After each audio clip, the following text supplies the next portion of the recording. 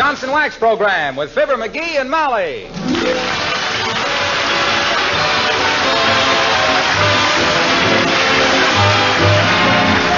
The makers of Johnson Wax products for home and industry present Fibber McGee and Molly, written by Don Quinn and Phil Leslie, with music by the King's Men and Billy Mills Orchestra.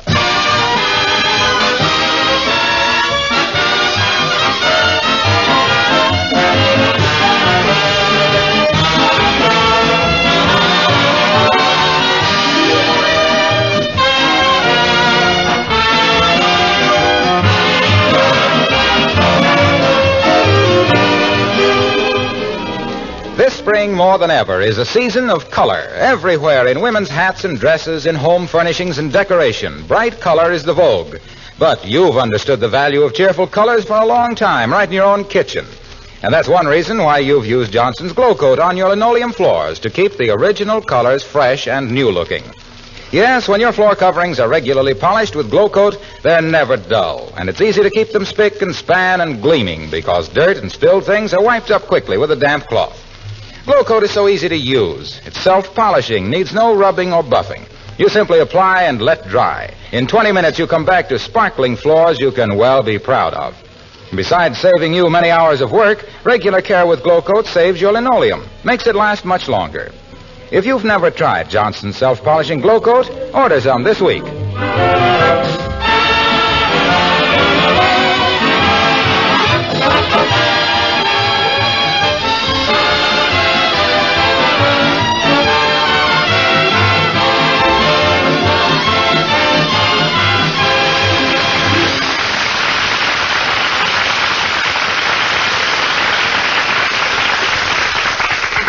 If you've ever seen Mr. McGee of 79 Wistful Vista, you realize that he's a man of many talents.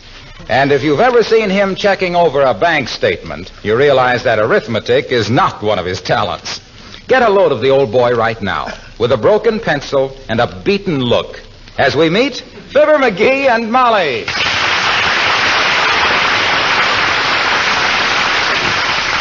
Doggone it, if I subtract the gas bill and then add in the check I made out and then tore up but forgot not to take it off the balance, it ought to come out. What are you muttering about, dearie? Huh? You're not... Oh, no, McGee, not again. What you mean, not again? If you're referring to this bank statement, Molly, I've got a few very interesting questions to ask those guys. As soon as I find out something here. Find out what? What questions to ask. Let me see now. Check number 325 for $9.50. Or is that number 950 for $325? No, it must be... Heavenly days. There must be better ways to waste a morning than batting your head against a bank full of bookkeepers. Those statements... Oh, I wouldn't say the morning was entirely wasted, Mrs. McGee. I've just picked out 3 errors so far, that's all. 3 errors? You have? You betcha. I'm going to keep right at it till I find one on the bank, too. I'm just a little cagey about those guys. Ever since that banker swindled Uncle Sycamore out of all his dough. I don't remember any banker swindling your Uncle Sycamore. Sure. Guy named Blackie.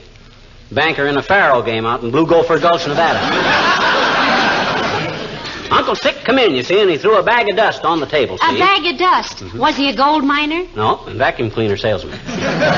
Anyhow, he threw the bag down and got out his wallet, you see. Oh, Mrs. McGee, Mr. McGee. Oh, good morning, Alice. Come in, dear. Oh, thank you. You're welcome. Hi, Alice. Don't let me interrupt anything. I mean... That's all right, Alice.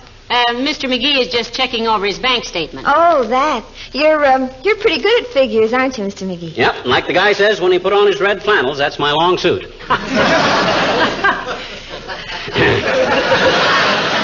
Don't you get it, kids? I says like the guy says... Ain't funny, McGee. Oh. That's odd. Rather tickled me. But then red flannels always did. Have you been having trouble with the bank, Mr. McGee? He always does, Alice, and vice versa. Secretly, I think he has visions of some teller suddenly absconding with all our money. Oh, that would be terrible. Yes, I can just picture it myself. The man taking our life savings to buy a second-hand bicycle and a box lunch and heading for South America. Well, I'm not distrusting anybody, but I just like to see they don't make any mistakes, that's all. They can make mistakes down there. Those guys are just as infallible as anybody else. Why, you betcha. They're like, oh-ho! Jeepers, what's the matter? Aha! Take a look at this, Molly. Those guys have charged me in March with a check I wrote in February. That's the kind of stuff I'm looking for.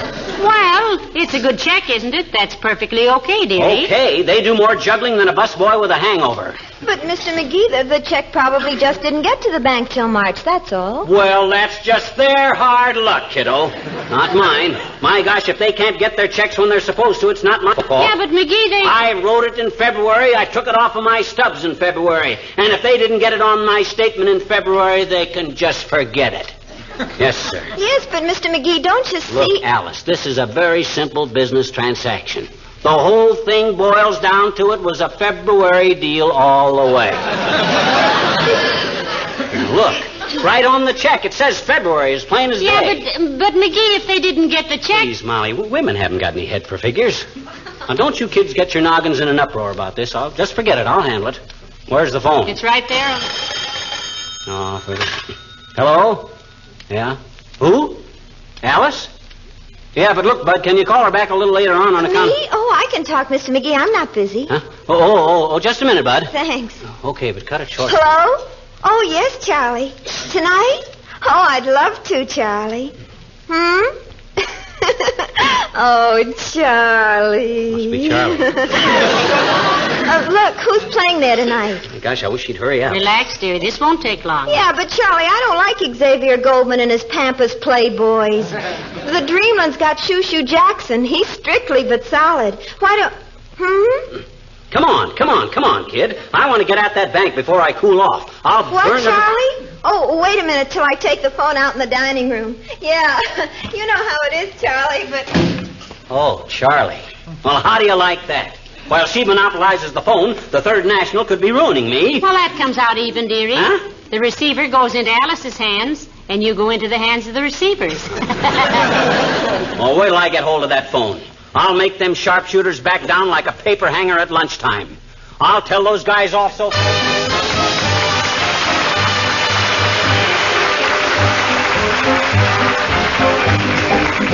Billy Mills and the orchestra and C. Bonet.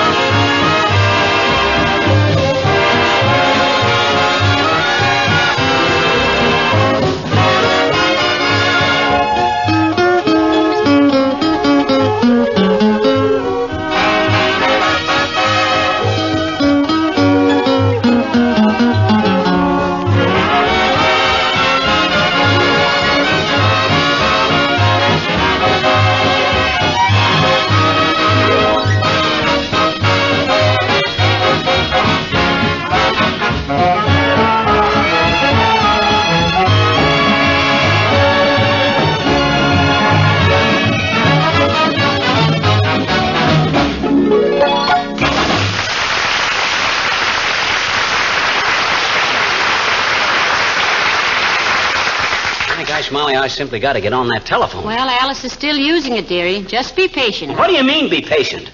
The longer I wait, the more I realize the bank may be right. So I got to call them while I'm still hot and unreasonable. Gee whiz, if I were... Uh-oh, I don't hear Alice talking. Wait a minute. Yes, but, Charlie, the dance isn't over till 12, and by that time... Still at it? Yeah. That's a fine state of how do you do when a guy can't even use the telephone in his own house. Well, now, she's young, dearie. Oh. When you were her age, you hung on the line like a three-family wet wash. When I was her age, we couldn't take the phone on a long cord and go sit in the other room with it. No. Ours was a box of... betcha. It was a box on the wall with a crank on it. And it was always installed by a guy from the telephone company who must have been 8 feet high. Why, half the girls from Peoria grew up to be ballet dancers from standing on their toes so much. Ah, dear. Remember when we first got the telephone at our house, dearie? Everybody in town was on the same line. Yeah. Your telephone had a big crank on it, too. Your Aunt Sarah. Every time she answered the phone, I'd pretend I had the wrong number. Remember the night I proposed to you on the telephone with everybody in town listening in? I do indeed. You got 8 yeses, 3 maybes, 4 no's, and a Bronx cheer from the man at the livery stable.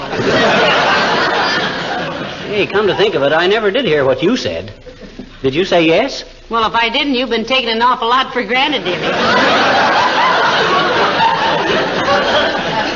We did get married, you know. Yeah. But if we got married after you said no, that'd make me out a very forceful character, wouldn't it? Which reminds me, I gotta get that bank. They close at 3 and if I... Come in. Oh, heavenly days, it's Mrs. Carstairs. Do come in, Mrs. Carstairs. How do you do, Mrs. McGee? And, Mr. McGee. Hi, Carsty. Cast your caracals on the couch and drape the shape on a crate. I beg your pardon? He just said take off your coat and have a seat, Mrs. Carstairs. How quaint. I've always held to the theory that a person who constantly uses slang is unusually... Unusually what? Yes, very. My, it's a lovely day, isn't it? Almost too warm for a fur coat. And what a lovely fur coat, too, Mrs. Carstairs. It's sable, isn't it? What beautiful furs. Yes, I trapped them myself, you know. You trapped them? Yes, my husband talks in his sleep.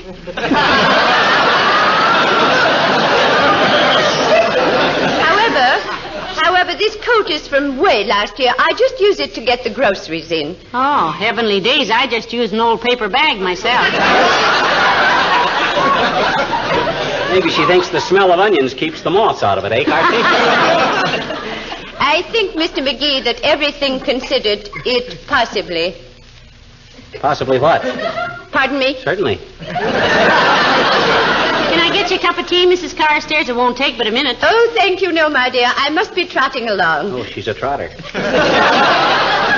I merely wish to ask you to come to my reception tomorrow evening, 4 to 6, in honor of Leopold Cadenza, the violinist. Leopold Cadenza, eh? I've heard him play, Carsty.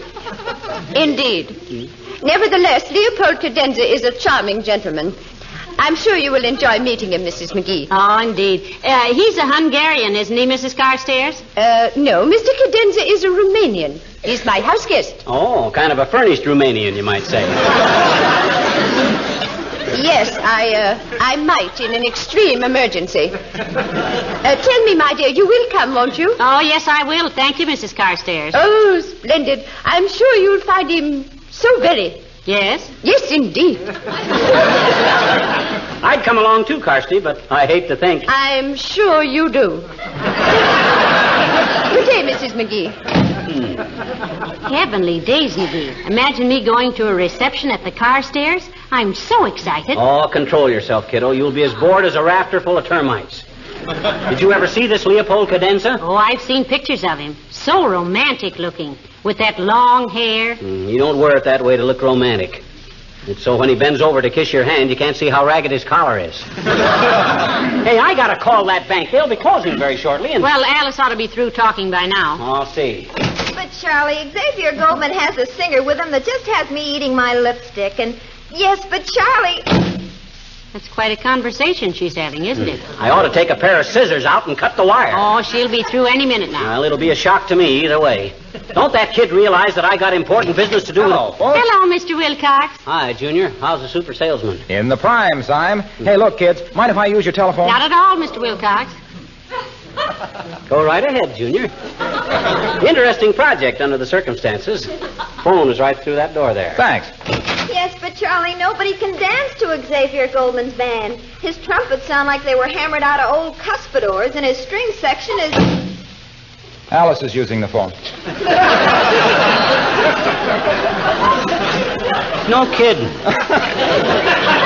Was it an urgent call you had to make, Mr. Wilcox? Maybe Alice will be through in a minute. Sure. Go plant a redwood tree while they're waiting. tree will get to the sawmill before you get to that phone.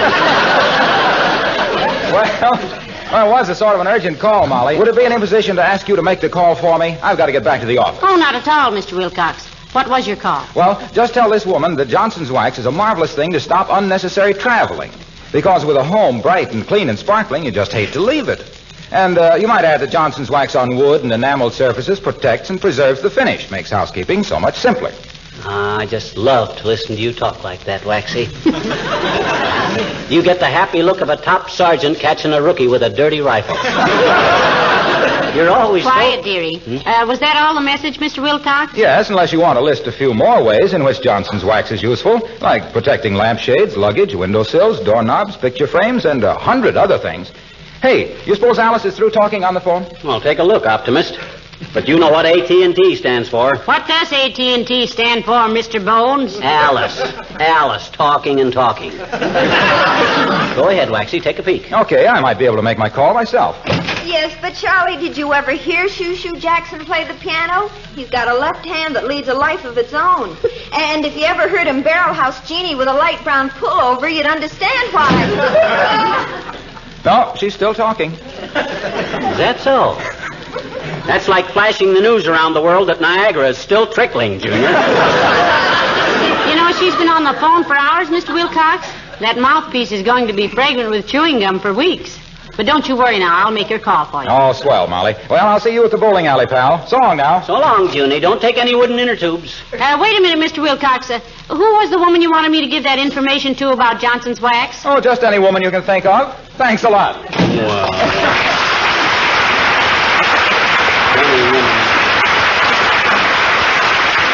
My gosh, don't that guy ever think of anything but Johnson's Wax? Don't he care about anything else? Why, of course he does. Oh. Listen, he's very much in love with his wife.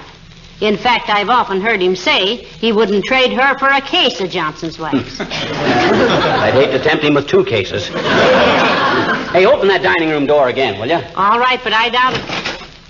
Oh, don't tell me she's through. Looks like it, McGee. At least she isn't. Oh, boy, oh, boy, oh, boy. Where's my bank statement? Give me a pencil. I'm going to blast the Third National till they won't... Now, wait a minute, dearie. Look, the receiver's still off the hook. Imagine that careless kid. They're liable to report our phone out of order. I'll see if I can get the operator. Hello? Hello? Huh? No, my voice hasn't gotten husky. This is the same voice I've had since I was 14. What? No, I'm not playing games, Bud, and if you don't get off of this phone, McGee, maybe Alice was... I'll take it now, Mr. McGee. I told Charlie to wait while I went out and made myself a sandwich. Hello? Just a minute, Charlie. Here she is again. And Charlie, don't hurry on my account. My annuity don't come due for 7 years yet. Here, Alice. Oh, thanks, Mr. McGee. You were sweet to entertain Charlie for me. Hello, Charlie? Yeah. No, that was Mr. McGee. What? Oh, he is not, Charlie. He's nice. Come on in the living room, dearie. Wait a minute. What, Charlie? Oh, he's no such thing. He's very sweet when you get to know him. Oh, you could, too, stand it that long. Yeah, but Charlie... Fine thing. Trying to call my bankers on a very important piece of business, and them 2 rug cutters keep the phone tied up tighter than a bullfighter's pants. My gosh. Forget the bank for a minute, dearie. Just calm down. Smoke your pipe. Read the paper. Where is the paper? I don't know, and I don't care. I want to call that bank. Well, maybe Beulah has it. Oh, Beulah. Beulah. Somebody ball for Beulah?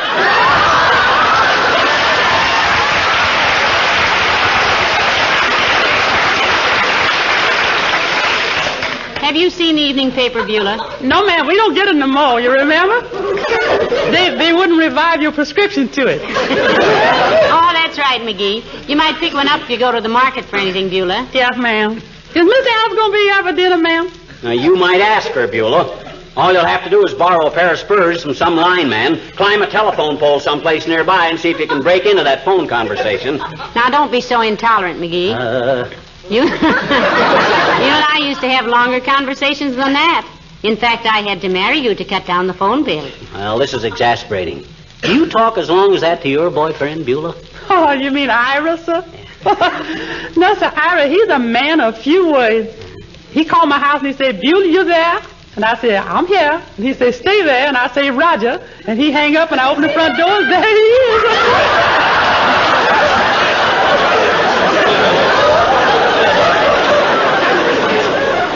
That quick, Beulah, huh? Yes, ma'am. He lived right across the street from me. In a very close proximity, you might say.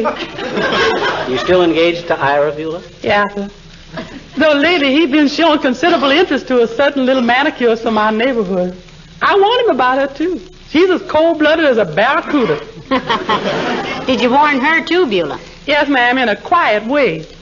I meet her high-heeled up 14th Street one day, and I walked right up to her. Look, honey, I say, who is your dentist? And she said, Dr. Murphy. I said, well, you keep away from my Ira, or Dr. Murphy's going to get your order for some necessary replacements. Well, I hope that scared her off, Beulah. If she's the cold-blooded manicurist you say she is, Ira's going to get clipped for more than his fingernails. Yes, he is. I'm going to see that. Oh, look at here. What's the matter?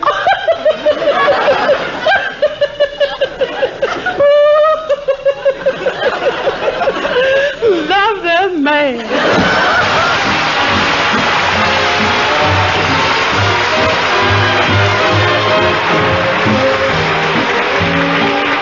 The King's Men sing Major Meredith Wilson's Iowa. Iowa, Iowa, that's how they sing it in the tall corn song. Other people call it Iowa, and they're both just a little bit wrong. Iowa, it's a beautiful name when you say it like we say it back home. It's the robin in the willows. It's the postmaster's friendly hello. Iowa, it's a beautiful name. You'll remember it wherever you roam. It's the rustle of September. It's the squeak of your shoes in the snow. It's the Sunday school and the old river bend. The songs on the porch after dark. It's the candy store and a penny to spend. You and your girl in the park. Iowa, it's a beautiful name when you say it like we say it back home. It's a promise for tomorrow and a memory of long, long ago. It's the picnic grounds and the odd fellows' hall, trees raining leaves on the lawn. It's the county fair and the whippoorwills call, calling to welcome the dawn. Iowa, it's a beautiful name when you say it like we say it back home. It's a promise for tomorrow and a memory of long, long ago.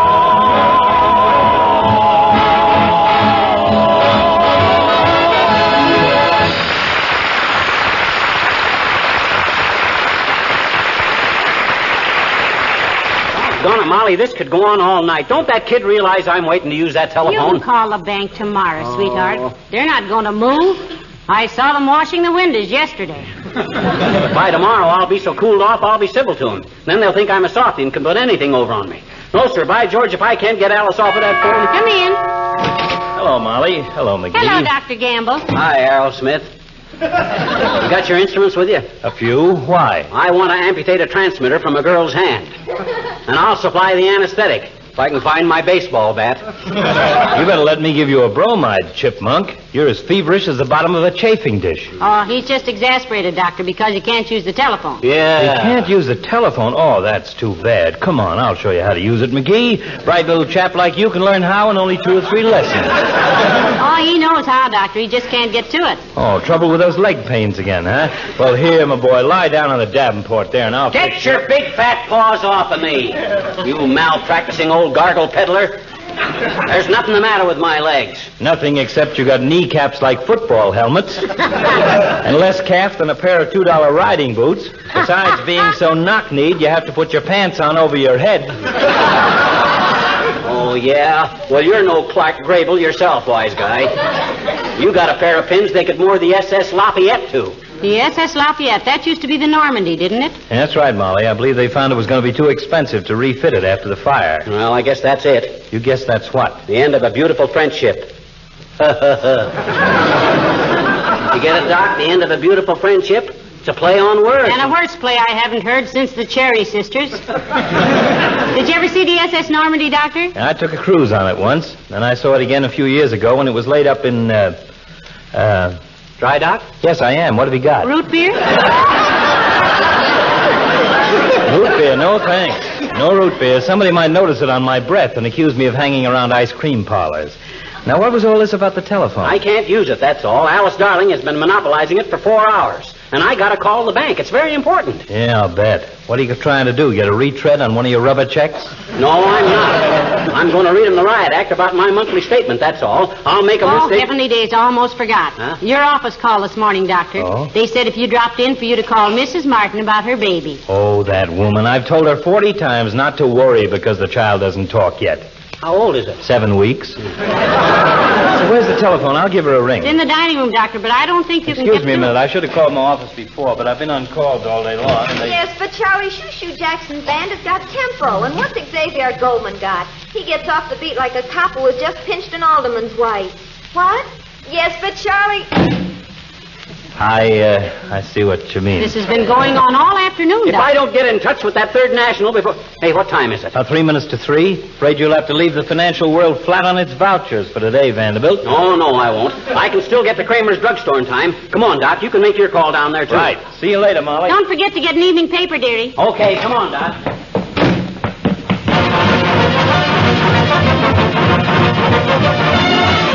Well, here we are, Doc. 1 minute to spare. I'll call first. Now, my call's more important than yours, McGee. Give me a nickel. Smallest I got is $50. I only got 1 nickel in 1 minute, Chisler. And you get change from the cashier. Okay, tightwad. And if you aren't out of that booth in 5 minutes, I'll blast you out. Okay. Cashier, will you please change your $50? I gotta make Oh, boy, oh, boy, oh, boy. Here's where I tell that bank where to get off. The frozen pussed old pawnbrokers. Where's that nickel? Oh, yeah. Sorry, sir. I'm using this phone. Oh, my God. Hello? Huh? Yeah, but Alice, I think Shoo Jackson. Yeah, but Alice. Gee. Oh, this is ridiculous.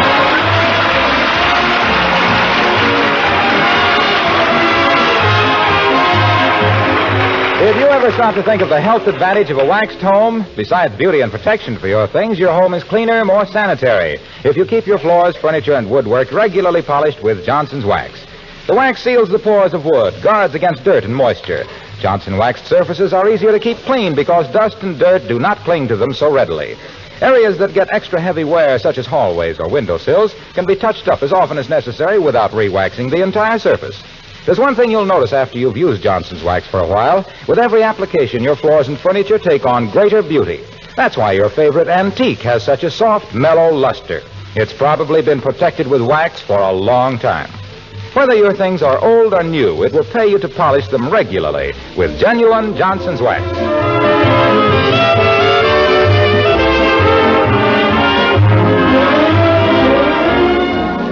Ladies and gentlemen, the traditional sentiment of people from Missouri has always been, show me.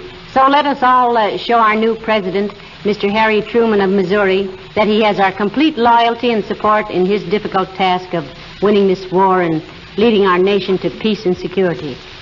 Good night. Good night, all.